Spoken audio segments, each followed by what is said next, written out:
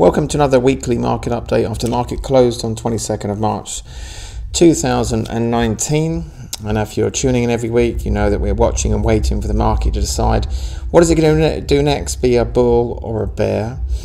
As you know, my proprietary system said it was a brand new bull market back then in November and got us into cash in 22nd of October last year. So that was a good run, and then it had this big dip, and then we're just, it's kind of flailing around here seeing what it's going to do. So S&P 500, this is like a benchmark index for the whole planet really, and every week of action is up and down here, and this blue line here smooths it out like an average over the last 40 weeks for us to sort of see a direction.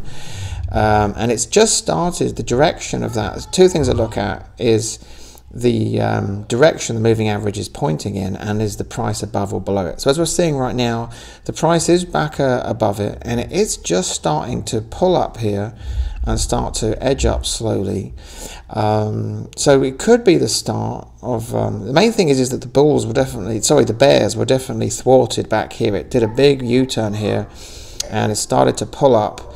And who knows, by summer we may well have a new bull market on our hands. It's not quite there yet for my system, but it's definitely positive. Had a bit of a down on Friday there. So let's just see more about that little down tick there we see on Friday as we zoom into the day-to-day chart here of just the last 6 months.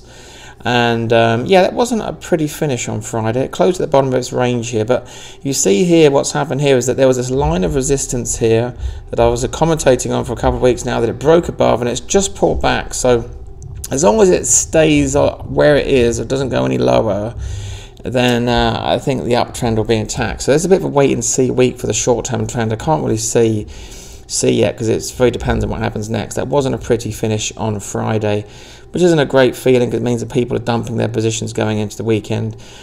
Still healthy, but it's left us with a kind of a cliffhanger, as it were, on Friday afternoon. A few other indicators are saying that the rally could be in a bit of jeopardy right now. So as long as it turns around from there, all is well. Because the system has put me in cash predominantly. It's I personally am not doing that much other things. I know there's opportunities everywhere, money to be made, but and our services will commentate on those. There's one I think there's just an example of the sort of thing I would like to just point out at this time though. Let's look at Campbell's Soup right now, which has been in a huge decline and just starting to turn around down. You can see a case in point there. It's like pointing up with a moving average and just starting to tick up now.